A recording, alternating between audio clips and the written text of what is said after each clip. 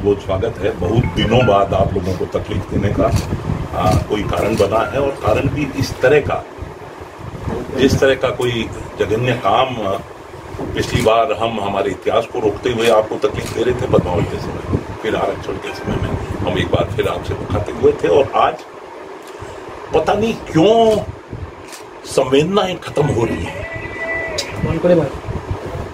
क्या नरसंहार की कोई लिमिट है, कोई संख्या है कि भाई 10 मर जाए तो नरसंहार और 5 अगर मर जाए?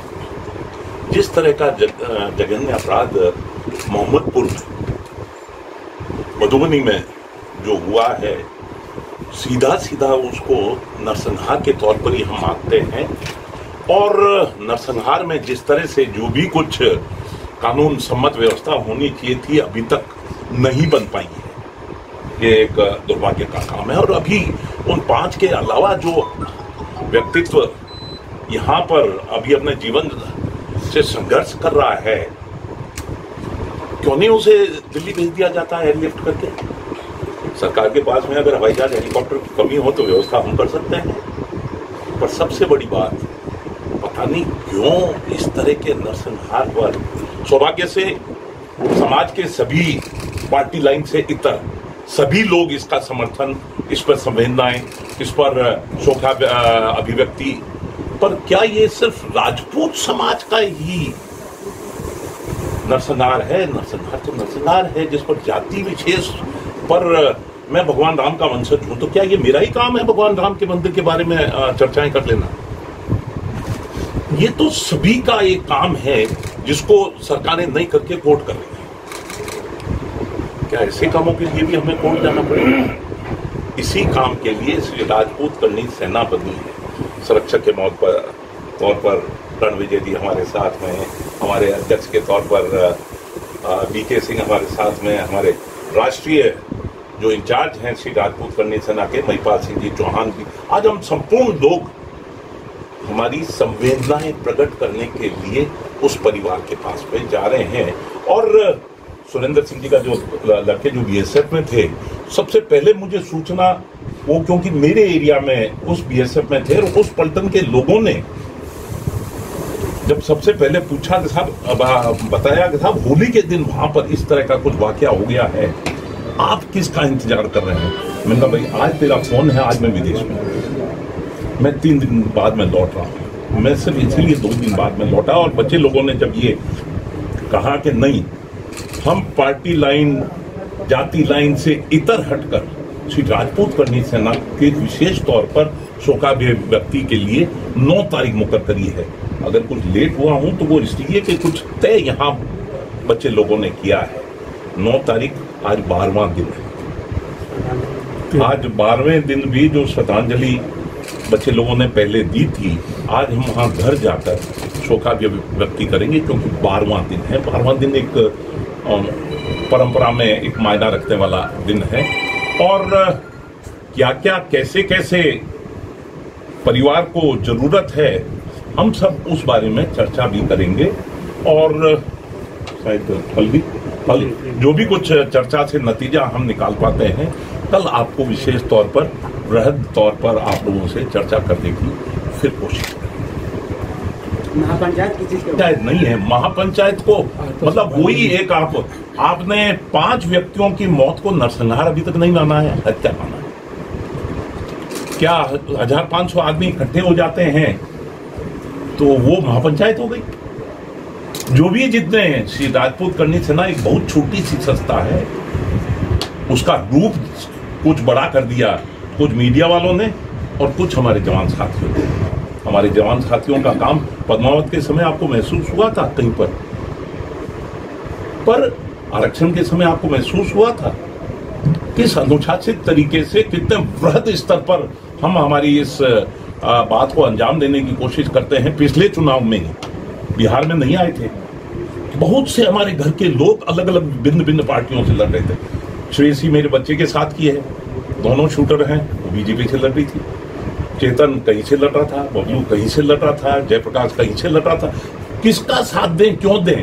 पर जब हमारे अड़ जाती है तो वसुंधरा की खैर नहीं, मोदी से बैर नहीं, ये भी हमने करके दिखाया है। ये भी हम कर सकते हैं, ये भी हमने किया है, पर राजनीतिक तौर से बहुत परहेज रखते हुए। और सौभाग्य से मैं तो कह रहा हूं ना, आज सभी पार्टी लाइन से इतर हटकर सभी सौभाग्य व्यक्ति के लिए कोई महापंचायत नहीं है। ज्यादा संख्या, आप ये मीडिया वालों की महापंचायत है क्या?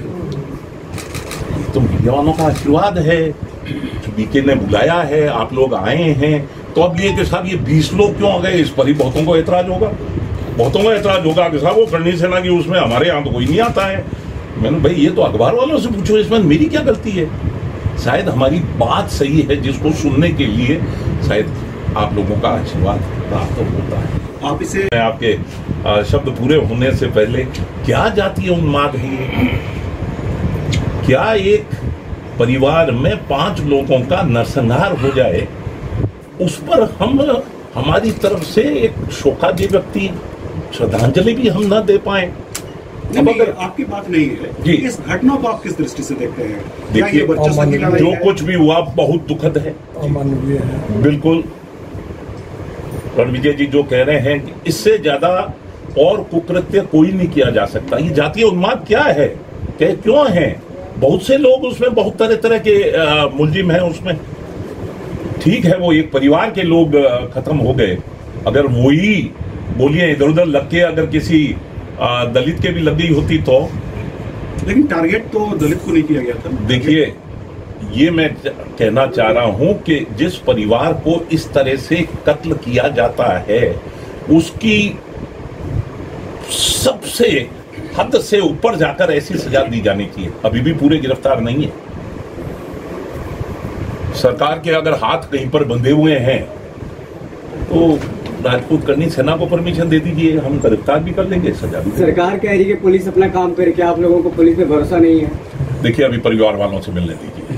सरकार क्या क्या कह रही है, बहुत चीजें कहती रहती है। सरकार तो ये भी नहीं चाहती होगी कि शायद हम यहाँ क्यों हैं, बहुत लोग नहीं चाहते होंगे कि हम यहाँ क्यों हैं, पर उसके बाद भी हम हैं, क्योंकि एक राजपूत समाज की छोटी सी संस्था है, एक बड़ा रूप दिया है सामाजिक युवाओं ने मिलकर। युवाओं का एकमात्र सबसे बड़ा संगठन है आज दिन देश में। 23 लाख के आसपास सदस्य हैं। जो मुख्य आरोपी हैं जी, वो रावण सेना की नुमाइंदगी करते हैं और करनी सेना, इस तरह की निजी सेनाएं जो हैं, क्या ये जातीय जो संघर्ष है, विद्वेष है, उसको बढ़ाएंगी या खत्म करेंगी? मुझे पता नहीं है जो मुलजिम है वो क्या करते हैं। अगर वो रावण है तो ये उनकी मर्जी है। एक मातेश्वरी का एक रूप है करणी माता, हमारे वहाँ देशनोक में जो सफेद चूहे वाला है, हमने उसके नाम से एक संस्था का गठन कर रखा है, क्योंकि युवाओं की है इसलिए थोड़ी सी एग्रेसिव दिखती है। पर जिस अनुशासनात्मक तरीके से हमने पिछले अगर 10-12 जो हमारे कुल 14 साल की हमारी उम्र है, 14 साल में जो क्रियाकलाप हैं, जिसमें 2 ही देख लीजिए, आरक्षण, आर्थिक आधार पर शेड्यूल कास्ट वाले मामले में जिस तरह से सुप्रीम कोर्ट को पलट के सरकार ने किया वो, और बदलाव, इस 3 मामले में जोश था, होश भी था, थोड़ा बहुत आक्रोश भी था। उसके बावजूद भी एक भी इस तरह का कोई मुकदमा 307 का दर्ज नहीं हुआ है, एक भी। इसलिए अब अलग अलग दल के लोग वहाँ जा रहे हैं। ये बड़ी चीज है, ये बड़ी चीज है। मैं एक बात पूछ रहा हूँ, राजद के साथ जाते हैं तो सुनील कुमार सिंह जाते हैं जो राजपूत नेता हैं, सरकार की तरफ से जाते हैं तो नीरज कुमार बबलू जाते हैं। किसी राजपूत नेता का ही वहाँ जाना क्या कुछ संकेत नहीं करता है? सबसे पहले रणविजय जी हमारे संरक्षक भी है, आशीर्वाद दे रहे हैं अभी, है ना, कि आज उस परिवार में उनकी पैरवी है, तो हम लोग सारे लोग, हमारे गार्जियन जो है, ये भी सब लोग हमारे जमा हुए हैं और वहाँ जा रहे हैं, वहाँ पैरवी में उनको श्रद्धांजलि दे रहे हैं। और जो भी क्रिमिनल है उनका कोई जात धर्म नहीं होता है, क्रिमिनल क्रिमिनल होते हैं।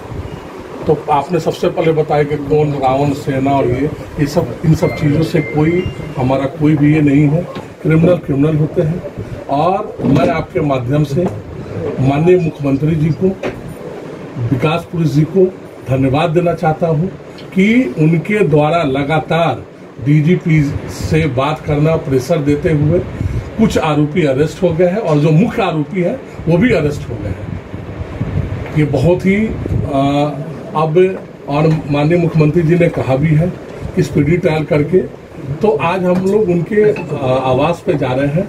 उनके परिवार के द्वारा जो भी और जो उनके द्वारा जो कष्ट बताया जाएगा उसको हम लोग कोशिश करेंगे कि उनकी बातों को मुख्यमंत्री जी तक पहुंचाने का और उनकी समस्याओं को सॉल्व माने जल्द से जल्द पूर्ण हो जाए। जो लोग उनके एक जो गोली से लगे हुए जो हॉस्पिटल में एडमिट हैं उनके लिए अच्छा प्रबंध हो जाए। बाकी विशेष जो है वो कल आने के बाद जो है आप लोग माध्यम से परिवार। एक सवाल लास्ट, आप जदयू से हैं, नीतीश जी पहले इस घटना को बताया कि ये पुलिस का मामला है, पुलिस देखेगी, हम इसमें कुछ नहीं जानते हैं, इसके लिए शासन जिम्मेवार नहीं है।